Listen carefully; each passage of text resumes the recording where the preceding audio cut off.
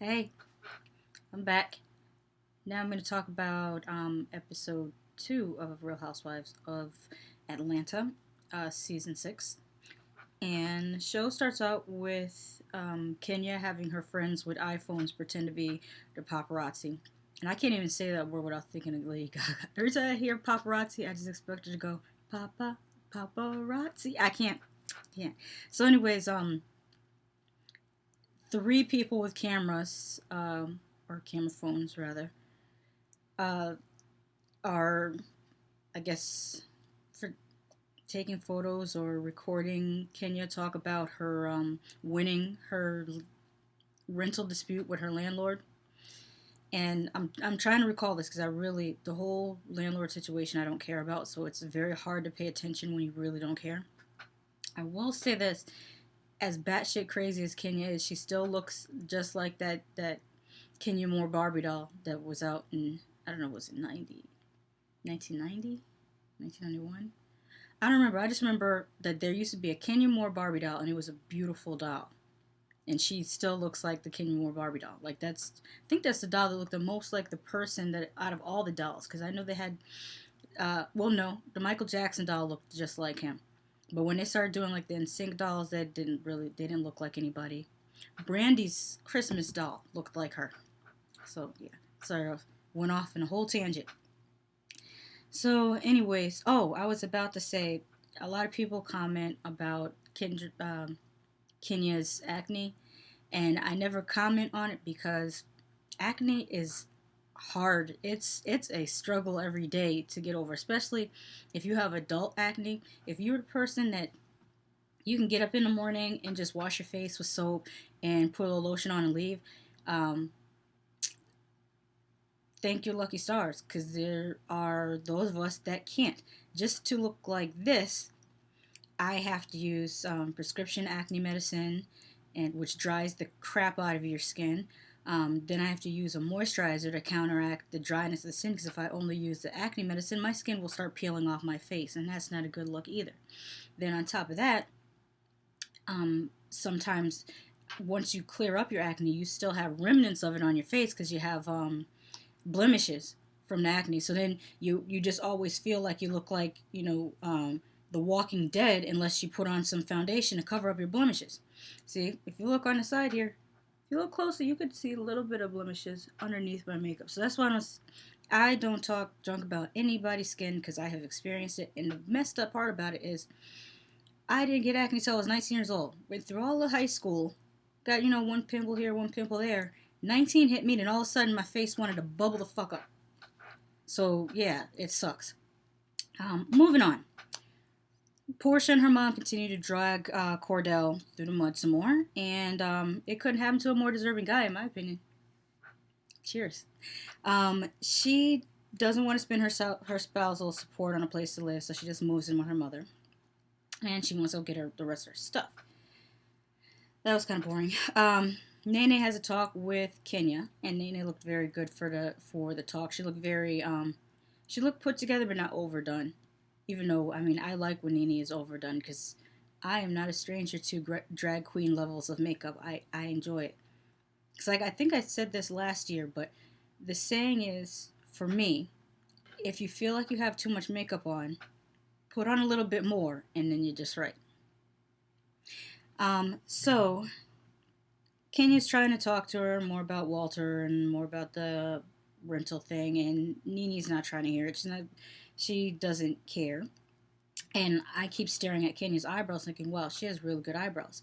But Nini has the best eyebrows. I just want to whoever it is that does Nini's eyebrows, I just want you to come and do my eyebrows just one day, so I can experience what it feels like to have perfect eyebrows. I know it's a weird thing, but I like it. Nini goes on and she explains to Kenya what's appropriate and what's not appropriate with the whole texting Apollo thing. And then she arranges to meet up with the other ladies later so that Kenya can clear the air. So now we go on to Cynthia and Peter. They're at home talking about Cynthia having a non-baby bump because she's getting photographed and people are questioning whether she's pregnant or not. And she comes out and says that she found out that she had fibroids. and that's giving her heavy bleeding and bloating, and that is the truth because I found out. Let me think. Has it been about 2 years? I had fibroids and polyps, and it makes your stomach very distended, and I ended up having to have surgery. So I had the polyps. They took out the polyps, but they didn't take out the fibroids because they said that they were so small and where they were located that they shouldn't be a problem. um, and, I actually asked for a partial refund from the surgeon because at first on my bill I was charged for removal of polyps and fibroids. And I went back and I said, you removed the polyps, but you left the fibroids, so you need to give me back the money that you charged me for removing fibroids. It must felt like the end of Poltergeist. You removed the polyps, but you left the fibroids. You left the fibroids. You only get that if you've seen the end of Poltergeist. Anyways, Peter continues to act like a dickhead about it because that's what he does. I mean, there's no wonder his name is Peter. No offense to any other Peters out there, but you know how Peter's a euphemism for, you know.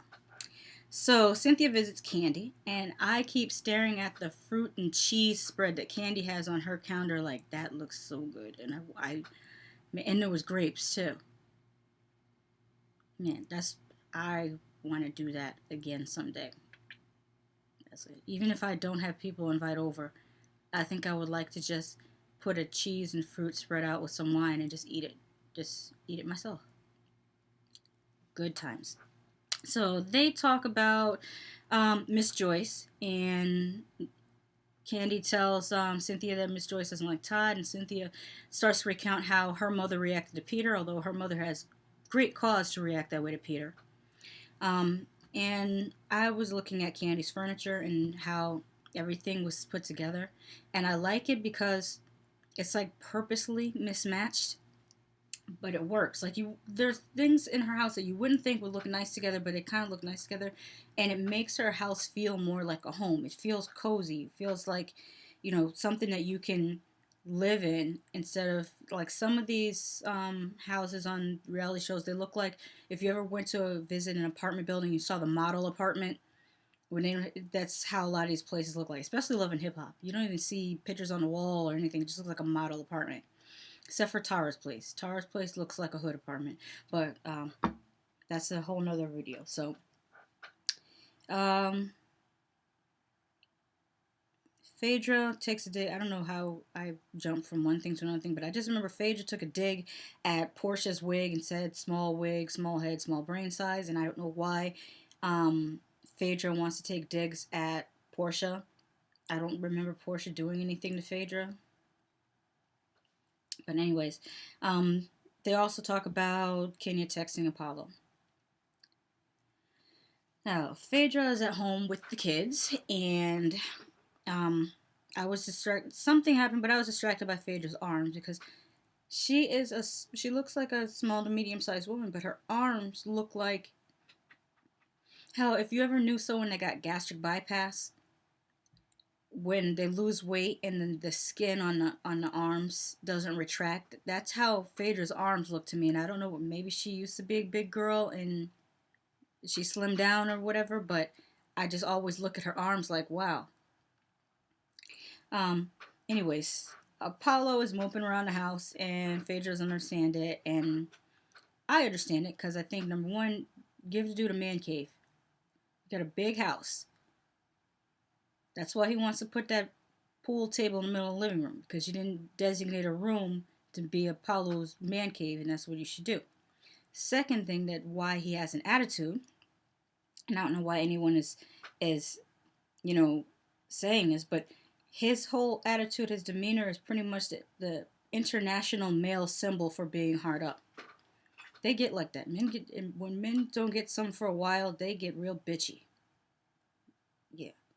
And since Phaedra just had a baby, now if she had a natural childbirth, I believe it's 6 weeks. They have to wait 6 weeks before you can have intercourse again. And then if she did cesarean, it's more. I don't know whether it's 8 weeks or 10 weeks, but you have to wait longer. So he's probably having an attitude because he hasn't gotten some in a while and he wants some. And that's how men deal with it. So then we go back to Peter and Cynthia, and they go to see the doctor, and she's worried about having to have a hysterectomy, and luckily she doesn't have to have one. She has the other option of just having the fibroids removed. Finally, the ladies meet up, and Phaedra and the girls try to explain to Kenya girl code, as in don't text other women's husbands, or women code, I should call it. And Kenya tries to make some little dig at Portia. And apparently, since last season, Portia grew some ovaries, and she went in on Kenya for a minute there. And I was proud of Portia. Just good job, Portia. So what else happened? Oh yeah, after all that, Kenya tries to claim that nothing, she didn't do anything untoward. Apollo, and Phaedra and Candy are not convinced.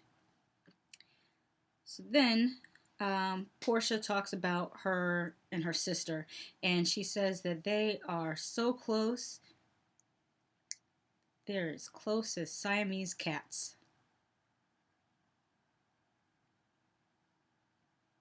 264 days a year. I don't know whether this is an act, like how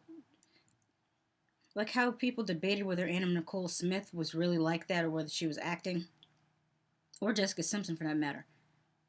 I don't know whether she was acting or whether she was for real, but wow. Anyhow, Portia's mom, Shaka Khan Knowles, lets her take her master bedroom suite because Portia has more clothes than her mother apparently. And I can't even imagine asking my mother if I could take her room, or my stepmother if I could take her room. No, that just, before I could finish the question, the answer would be like, no, the answer wouldn't even be no. The answer would be, what the hell is wrong with you? That's what the answer would be. It would be met with another question. So I don't know where they do this at, but hey, whatever. What else happens? Oh yeah, Cordell has his attorney call Portia's attorney and tell her that he's gonna have her things sent over. And Portia says that karma has a name and her name is bitch. And I actually like that. I like that saying. So that's 2 points for Portia. I always say there's some reason why I cannot remember Portia's name for anything. I always have to think for a second to remember that her name is Portia. So anyways, she says that, and then we go on to see Candy going to talk to Miss Joyce. Miss Joyce is concerned about Candy marrying Todd over monetary reasons.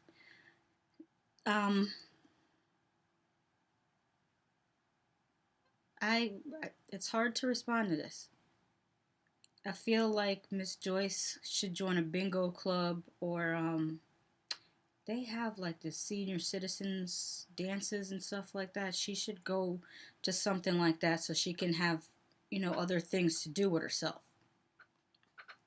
And the worst part is when she said, if you choke on a chicken bone, I want to make sure he doesn't put me out of here. And then she said, put that in your little paper. I don't know why that was funny to me, but that was funny to me. Then she goes on to really do a low blow and say that Riley told her that she doesn't like Todd. And I'm like, that's a low blow to bring children in and put children in the middle of it. That's not right. And then if that wasn't bad enough, she goes on to make matters worse by insulting Candy's ring, saying that he should have bought you a real wedding ring, not knowing that Candy picked out herself. And apparently Miss Joyce doesn't watch the show, because even if she watched the show, she would have saw Candy pick out the ring in Vegas and call Todd and say, this is the ring I want. So Miss Joyce, watch the show that you're on so you know actually what's happening. So anyways, Candy starts crying because Candy is something about her mother always brings her to tears. I think she wants her mother's approval very badly. And I don't know. That's a sad thing to deal with when you're, of a certain age. You still feel like you want. I mean, everyone wants their parents' approval, obviously, but I don't know. If I was a multi-millionaire, maybe close to a billionaire like Candy, I probably be. I don't think anyone would ever want to be around me. Anyone that says anything to me, I would be like, I don't care. I got money. Oh, you don't like that? Too bad. I got money. I would be so obnoxious. You wouldn't be able to tell me anything. I'd be like, oh, am I making you mad? Let me light up this $20 bill and smoke it in front of you. Be mad about that. Nah, I'm just kidding. But anyways, that's all that happened on the show, and I'm waiting for the next episode. And as I'm recording this and looking at my own face, I noticed that my nose looks huge. But I would not get a nose job because if I did, number one, it get messed up and I end up with a Janet Jackson messed up little tiny nose. Or two, it'll throw all my dimensions off because if you make the nose smaller, then the eyes and the lips look even bigger.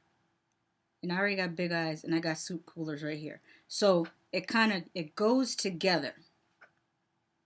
It balances off. So big nose, big eyes, big lips, and just all I need is bigger hair. That's what would do it. Bigger hair. So anyways, that's it. Bye.